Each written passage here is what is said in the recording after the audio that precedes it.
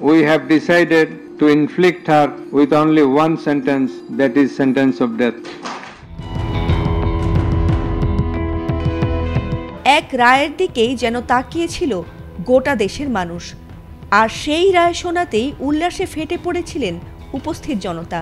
একদিকে জুলাই যোদ্ধাদের অনেকের উল্লাস দেখা গেল, মিশ্র প্রতিক্রিয়া ছিল অনেকেরই। তবে কেবল রায় ঘোষণার মধ্য দিয়েই এই ঐতিহাসিক দিনের মর্যাদা সীমাবদ্ধ থাকুক এমনটা চাইছেন না কেউই।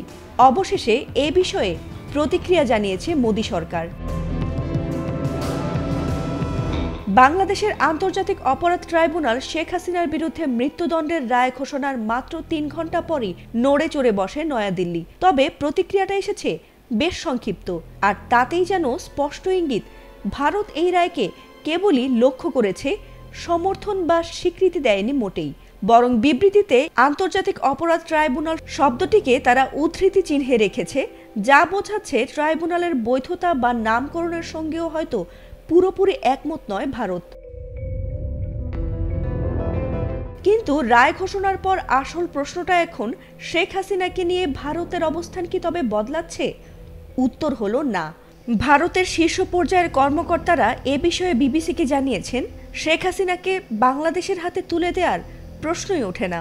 গত বছরের ৫ অগাস্টে তিনি ভারতে ঢোকার পর থেকে নয়াদিল্লির অবস্থান অপরিবর্তিত। তাকে একটি বিশেষ পরিস্থিতিতে নিরাপত্তার কারণে সাময়িক আশ্রয় দেওয়া হয়েছে, এর বেশি কিছু নয়। তবে এখন এই প্রশ্ন উঠতেই পারে যে বাংলাদেশের পাঠানো প্রত্যর্পণ চিঠির কি হবে? গত বছরের ডিসেম্বরে নোট ভার্বাল পাঠানোর দুদিনের মধ্যেই ভারত তার প্রাপ্তি স্বীকার করেছিল।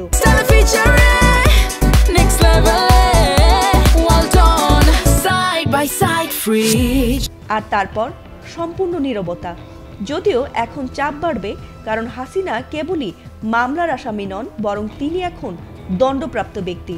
তবুও দিল্লির অবস্থান যেন অনড়, কারণ প্রত্যর্পণ চুক্তির ভেতরেই আছে এমন অনেক ধারা যেগুলো ব্যবহার করে ভারত সহজেই হস্তান্তর অনুরোধ নাকচ করতে পারে।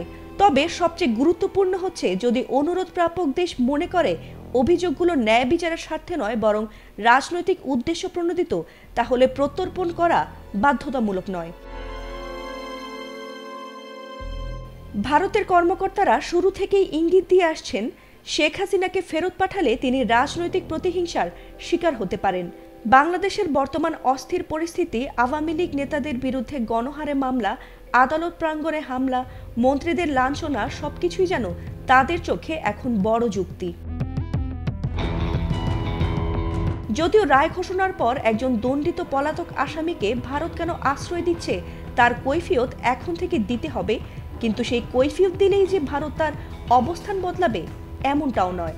ফলে ভারত এখনো অনায়াসেই বলতে পারে, শেখ হাসিনা বাংলাদেশে সঠিক ও সুষ্ঠু বিচার পেয়েছেন বলে তারা মনে করছে না, এবং সেই কারণেই তাকে হস্তান্তর করা সম্ভব নয় বলে মতামত দিয়েছেন ভারতীয় পর্যবেক্ষকরা।